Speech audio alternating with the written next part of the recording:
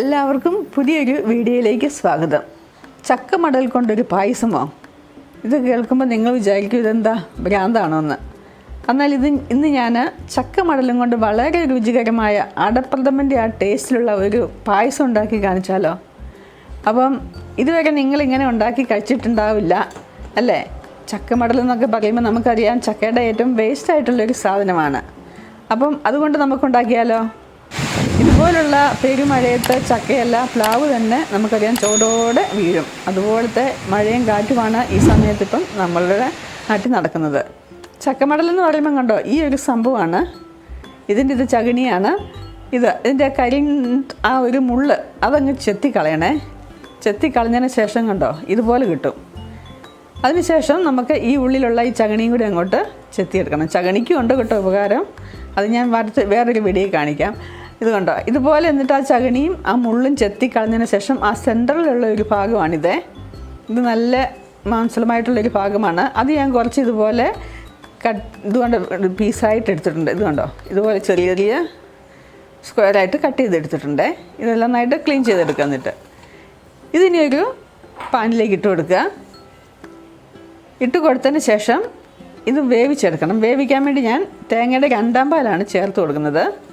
അതൊന്ന് മുങ്ങിക്കിടക്കേണ്ട ആ ഒരു രീതിയിൽ മുങ്ങിക്കിടന്നാൽ മതിയാവും. അത്രയും രീതിയിൽ ഒഴിച്ച് കൊടുത്ത് ഇത് നന്നായിട്ടൊന്ന് വേവിച്ചെടുക്കുക. വേവാൻ അധികം സമയമൊന്നും വേണ്ട കേട്ടോ. ഒരു 10 മിനിറ്റ് ലോ ടു മീഡിയം ഫ്ലെയിമിൽ വെച്ചാൽ മതിയാവും. പെട്ടെന്ന് തന്നെ വെന്ത് കിട്ടും. ഇത് വേണമെങ്കിൽ കുക്കറിലേക്ക് വെച്ചിട്ട് ഒരു വിസിൽ വന്നാലും പെട്ടെന്ന് നമുക്ക് സമയം ലാഭിക്കാം. അപ്പോൾ ഇതിൻ്റെ പകുതി ടൈം മതിയായിരിക്കും കുക്കറിൽ വെക്കുകയാണെങ്കിൽ. ഒറ്റ വിസിൽ വന്നാൽ കഴിഞ്ഞാൽ അത് നന്നായിട്ട് വെന്ത് കിട്ടും, നല്ല സോഫ്റ്റായിട്ട് കിട്ടും. അപ്പോൾ ഇത് ഓപ്പണായിട്ട് ഇങ്ങനെ വെക്കുന്നതുകൊണ്ട് തന്നെ നമുക്ക് കുറച്ച് കൂടുതൽ സമയം എടുക്കുന്നുണ്ട്. ഇപ്പോൾ ഇതാ ഞാൻ തുറന്ന് നോക്കി, ഏകദേശം ആ തേങ്ങാപ്പാലൊക്കെ ഒന്ന് വറ്റി വന്നിട്ടുണ്ട്. കണ്ടോ, ഇത് പ്രസ് ചെയ്ത് നോക്കുമ്പോൾ നല്ല സോഫ്റ്റായിട്ട് വരുന്നുണ്ട്. ഇത്രയും മതിയാവും. ഇത് നന്നായിട്ട് കുക്കായിട്ടുണ്ട്. ഇതിൻ്റെ ആവശ്യമുള്ളേ. തേങ്ങാപ്പാൽ വേവിക്കുമ്പോൾ നമുക്ക് ആദ്യം ഒരു പിരിഞ്ഞ പോലെയൊക്കെ തോന്നും. അതൊന്ന് ഇളക്കി കഴിയുമ്പോഴത്തേനും അതങ്ങ് റെഡിയാവും. ഇനി നമുക്ക് തണുക്കാൻ വേണ്ടി മാറ്റി വെക്കാം. ആ സമയത്ത് അല്പം ശർക്കര ഒന്ന് ഉരുക്കിയെടുക്കണം. ശർക്കര വെല്ലമാണ്. ഒരു 3-4 പീസ് വെല്ലം ഒന്ന് കുറച്ച് വെള്ളം ഒഴിച്ച് നന്നായിട്ട് നമുക്കൊന്ന് ഉരുക്കിയെടുക്കാം. അപ്പം അധികം നമ്മുടെ ആവശ്യത്തിന് ചേർക്കുക. ഇപ്പം 4 കഷ്ണം ഇട്ടിട്ട് എനിക്കത് മുഴുവൻ ചേർക്കേണ്ടി വന്നില്ല. ഓരോരുത്തരുടെയും ഇഷ്ടത്തിനനുസരിച്ച് മധുരം കൂട്ടുകയോ കുറയ്ക്കുകയൊക്കെ ചെയ്യാവേ. അപ്പോൾ ഇതിവിടെ തണുത്ത് വന്നിട്ടുണ്ട്. ഇനി നമുക്ക് അടുത്ത പരിപാടി എന്താണെന്ന് വെച്ചാൽ ഈ സംഭവം മിക്സിയിലിട്ടൊന്ന് നന്നായിട്ടൊന്ന് അരച്ചെടുക്കണം. ഒരു പേസ്റ്റ്, ഒരുപാട് പേസ്റ്റൊന്നും ആകണ്ട. ഇത് ഞാൻ തേങ്ങാപ്പാൽ പിഴിഞ്ഞെടുത്തതിന് ശേഷം മിക്സിയുടെ ജാറ് കഴുകിയിട്ടില്ലായിരുന്നു, അതിനകത്തേക്ക് തന്നെ ഇട്ട് കൊടുത്തിട്ടുണ്ട്. ഇത് ഞാൻ ഇതുപോലെ അരച്ചെടുത്തിട്ടുണ്ട്. ഇടയ്ക്ക് അല്പം തരികളൊക്കെ കിടക്കുന്നത് നല്ലതാണേ കടിക്കാനൊക്കെ. ഇതാണ് ചക്കമടൽ. കണ്ട പറയില്ലല്ലോ അല്ലേ? ഇനി നമുക്ക് അടുത്തായിട്ട് ചെയ്യേണ്ടത് ഇതുപോലെ ചീനച്ചട്ടി വെച്ചിട്ടുണ്ട്. ഇനി അതിനകത്തേക്ക് 1 സ്പൂൺ നെയ്യ് നമ്മൾ ഒഴിച്ചു കൊടുക്കണേ.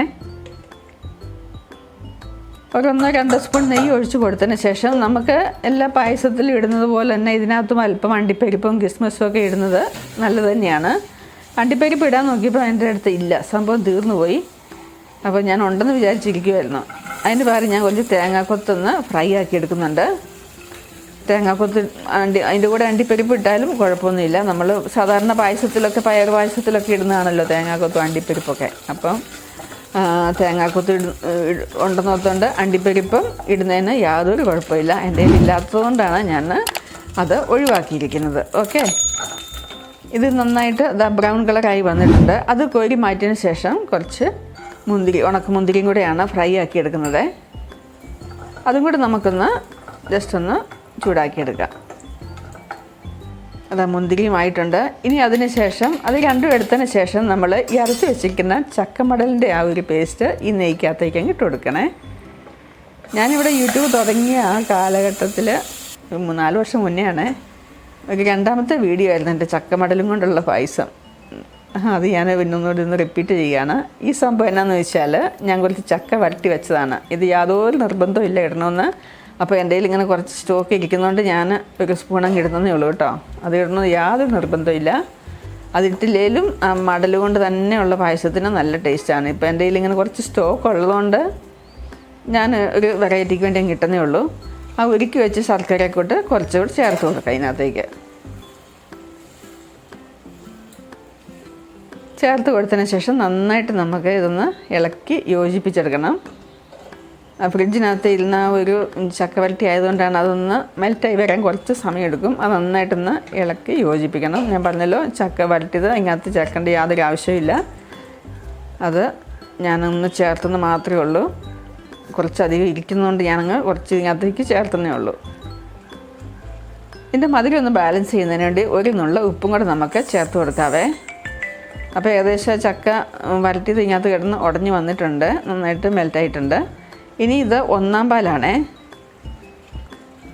പ്രത്യേകിച്ച് അളവൊന്നും ഞാൻ എടുത്തിട്ടില്ല. നമുക്കറിയാമല്ലോ ഒരു പായസത്തിൻ്റെ ഒരു ഏകദേശം എന്തെങ്കിലും ലൂസ് വേണമെന്നൊക്കെ ഒരു കറക്റ്റ് അറിയാമല്ലോ.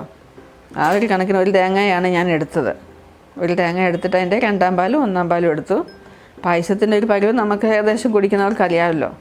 അപ്പോൾ അതിനനുസരിച്ച് നമ്മൾ അങ്ങോട്ട് പാലെടുത്തേക്കുക. അല്ലാണ്ട് ഒരു പ്രത്യേകിച്ച് അളവിൻ്റെ ഒന്നും ആവശ്യമൊന്നും ഇല്ല ഇതിനൊന്നും.